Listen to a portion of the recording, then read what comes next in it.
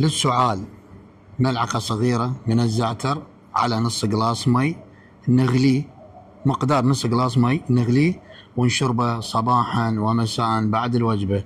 وابتعد عن أي شيء بارد مثل المي البارد، المرطبات، ذن ابتعد عنهم لأنهن ذني أحد الأسباب.